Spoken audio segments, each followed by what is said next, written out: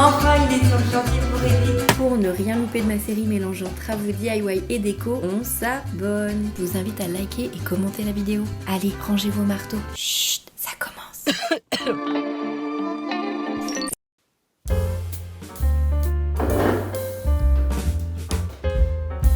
Je vais essayer de synthétiser, mais c'était une putain d'aventure de donner cette cuisine. Vous allez voir.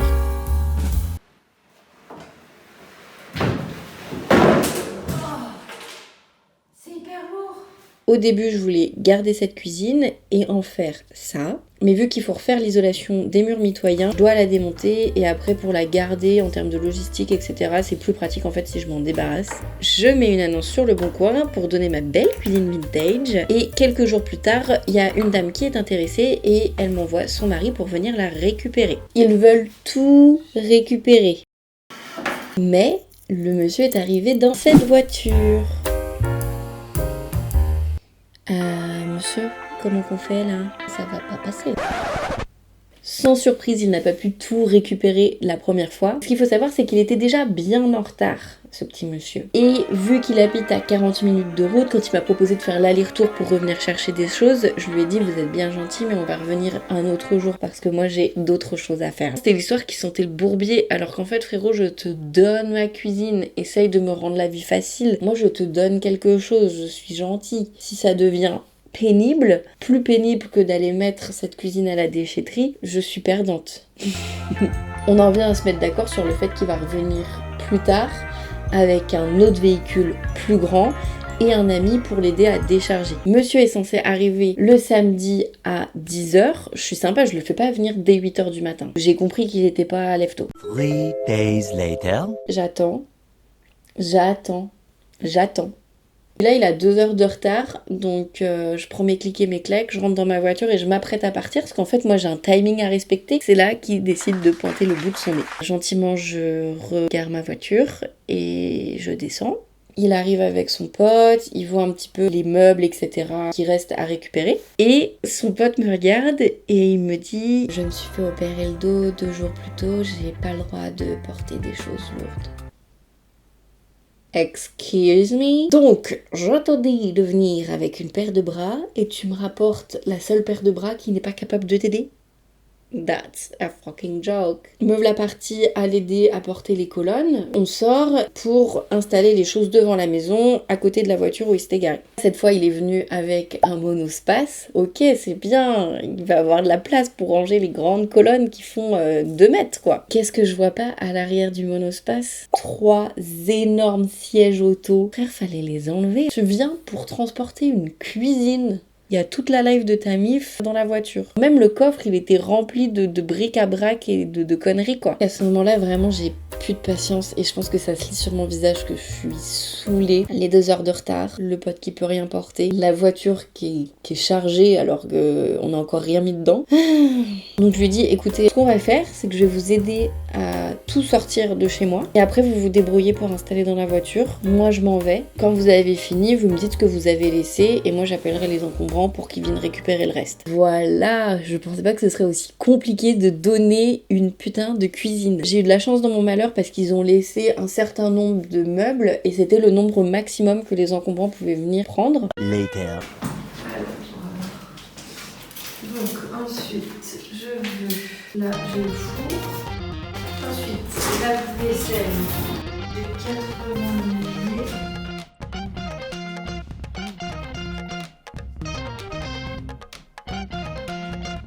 Mon lavabo. Etc. Là, j'aurai mes petits produits.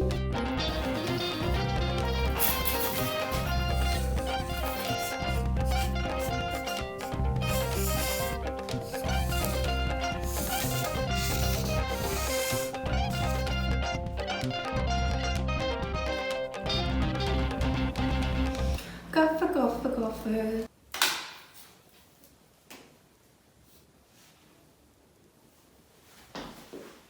Je vais avoir mes plaques. Je vous présente ma future cuisine. J'ai pas réussi à bouger ce meuble, ça part la semaine prochaine pour les encombrants. Là, en gros, tout le long du mur, j'aurai des meubles. Une première colonne avec le frigo et un placard au-dessus. Ensuite, un tout petit espace avec la machine à café, des petites étagères. La colonne four micro-ondes, placard au-dessus et placard en dessous, comme chez les parents. Un plan de travail avec mon lave-vaisselle, mon lavabo double évier, un petit meuble avec rangement des huiles, des trucs comme ça et des produits ménagers avec les serviettes et tout. Au-dessus, 2 étagères où j'aurai tous mes bocaux. Au niveau de la profondeur, bah là, lui, tu vois, il arrive au sol, ça va être à peu près ça. Ça prendra tout ça. Donc il y aura ce bel espace de mur quand même. À côté, je pars avec un îlot central. Donc au final, ça, je vais casser le mur de la cloison. Je vais pas garder le placard et je mettrai le ballon d'eau chaude à droite de la baie vitrée dans le salon. On arrivera avec l'îlot central. Jusqu'ici, j'aurai un placard de 60 par 60 avec un autre placard de 40 de profondeur. Donc là, il y aura plus de problème pour passer. Et là, ce sera suffisamment profond pour un tabouret haut et être adossé au mur. Ici, on revient. Là, il y a bien 1,20 m entre les deux, donc il y a largement la place de circuler. Et là, le long de la fenêtre, il y aura 80 cm, donc pareil, la place de circuler. J'aurai ma plaque de cuisson. Et là, l'autre meuble, donc ça va monter jusqu'ici. Je vais casser le mur, mais je vais garder en haut une partie du mur pour faire un coffrage et mettre des lumières et pour pouvoir cacher tous les tuyaux qu'il y a là-haut qui vont pas pouvoir partir. Cette porte, elle va être condamnée, j'aurai l'ouverture de la baie vitrée que là-bas. Voilà, l'espace cuisine. Donc là, ce sera, genre, on pourra passer, mais s'il y a un banc, c'est un banc ou un siège. C'est vrai que ce sera pas forcément très pratique, mais c'est pas très grave, enfin, il se décale facilement sur le côté. Et je pense que je mettrai du coup mon coin salle à manger ici.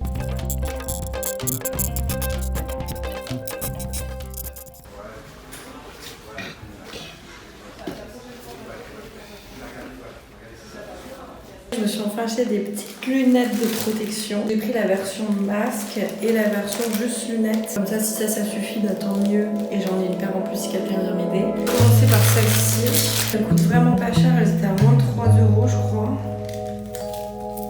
Et voilà. Parfait. J'avais trop peur qu'elle soit trop petite, trop grande. De quoi j'ai l'air? Ok. Je dois avoir une dégaine incroyable. Je me suis aussi pris des nouveaux gants. C'était pas cher. Les 2 lunettes et les gants, j'en ai eu pour moins de 10 €. Ils sont trop jolis, je trouve. Aujourd'hui, je vais finir d'enlever la faïence de la cuisine. Bon, dans tous les cas, je vais avoir un gros travail à faire sur le clinage de ce mur derrière. À voir si je mets du placo ou si je réenduis manuellement. Le placo me coûtera plus cher, mais en vue des dégâts du mur, je pense que ce sera peut-être la façon la plus simple de faire ça. Là, je vais y aller avec 2 trucs comme ça. Ils sont pas ultra fins, mais bon, ça fera l'affaire.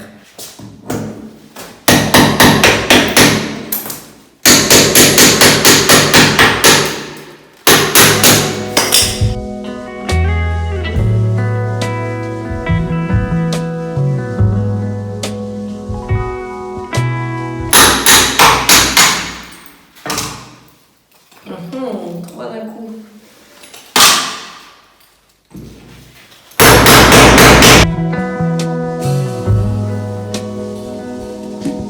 Tadam!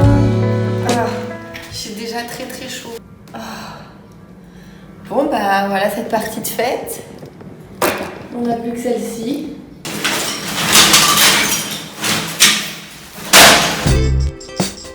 Très important d'essayer de garder un chantier propre.